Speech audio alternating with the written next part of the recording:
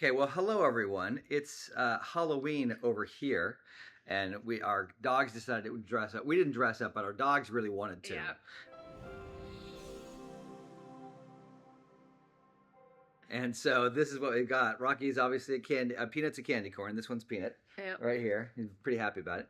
And then of course Rocky is a Crab. crab. Crab or a lava? I guess it's a crab, huh? It's a crab. He's got the little crab hands. Anyway, we had some recent discoveries and breakthroughs, and we wanted to share them with you. Yes. So, As you were dogs. okay, you guys do your thing. Hey, we're taking a quick break from the video to let you know that we talk about maps a lot. And if you want to download your own map, there's a pre-made one ready to go, ready. You can just fill it right in. All you need is a free Canva account. Link for that is also in the description. And if you're a 12-step person, we have links to free step 1 workshops, step 4 workshops, and we have new workshops that we're unveiling all the time. So please check those out down in the description. And all right, back to what we were doing. So I don't counsel my wife very much because I want to stay married. And so, but recently she sort of came to me and she said I was struggling with this thing. And so we sat down and looked it over and we did kind of a little map and started walking through like what she's feeling and what's underneath that. And the thing that I think that came out of it was she was spending time with the parts when she was triggered. And we said, and I was saying the thing that's really helped me the most in the last 9 months is I'm being with the parts when everything's okay, and that I make a lot more progress that way. So just, I mean, tell us what. Well, your analogy was, if you're a parent and we are parents, trying to reason with a toddler that's having a tantrum is literally impossible. Like the only thing you can do when a toddler is triggered, their frontal cortex is not working, is basically just hold them, sort of contain them so that they keep themselves safe, they keep the space safe, they keep us safe. Like that's really, there's no like heart to hearts or what's going on, bud? Like literally we're past that. And so what I was doing is I was going along my merry way, waiting for the trigger would come, and then I would sit with it. So that's what I thought, because initially I was doing what everyone else on planet Earth is doing, which is I'm just running from my pain and I'm running from my trauma.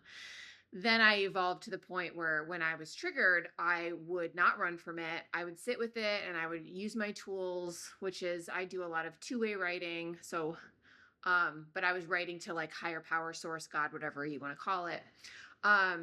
Or just like literally sitting with it. I call it sitting with the lava. So like sitting with this like burning pit. And let me just interject right there, because that is a very important stage. Like when you're coming out of not feeling and you're coming out of avoiding all the stuff that's happened to you, that is a stage. That's a step, and that's the stage you kind of have to start with. You can't just jump to starting to be with the things as they're reacting is critical, and to learn how to do that is part of it. But then as you're ready to sort of graduate to that next level, you can start to spend and writing the parts down, writing the things that are reactive down and keeping track of them. That's why I use the maps, is just a way of keeping track of it, because it's impossible to keep, if you have 20 some parts, and to keep that all in your head, you really can't do it. Yeah. Once you write it down, then you can start to spend time with it the way that you would a kid, spend 10 or 15 minutes a day with it, and it's going to respond. It's going to respond just like a child would. It's going to start to trust you more,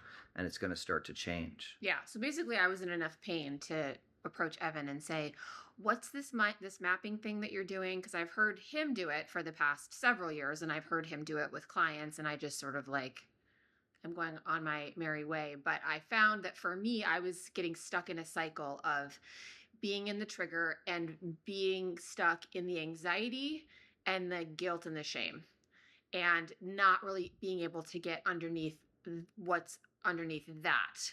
And then one day when I discovered, oh, there's anger underneath that, that felt so much more expansive. So it didn't feel like I was on the hamster wheel. It felt like I was like on fertile ground, and it was like, okay, this is something that I can really explore and unpack. And so Evan really helped me do that with the mapping and sitting with the parts. And so the map works a little bit like this. You have the symptom or the thing outside that you're dealing with, and Mandy was dealing with anxiety. And then underneath that was all this pressure of being overwhelmed. And then underneath, so it's like this on the outside, then underneath it is this pressure of being overwhelmed, and then underneath that is this rage. And what she was finding is when she really got down to the rage, and this is pretty common, she felt like she was kind of at the point of maximum leverage, where when she sat with this, it was really kind of changing everything. And it makes sense because each of these things is to cover up the thing beneath it. And so it's kind of all to cover up the rage. And everyone's is going to look a little bit different. But one way I saw that I understood that it was working was I was like, oh, when I'm down here and I'm working with my inner little one in this area, these things are no longer at play. And I found things like I was able to just like sit and be quiet, which is not a thing that I do. And the anxiety was really lessened. And when you sat with the rage, which is the thing that anxiety is covering, the anxiety diminished, right? That's the symptom of the rage, right? So wonderful. Yeah. Okay.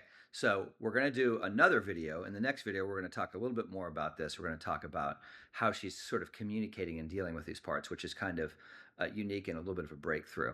And then we will see you really soon. We'll see you in the next one. Okay. Bye. Bye.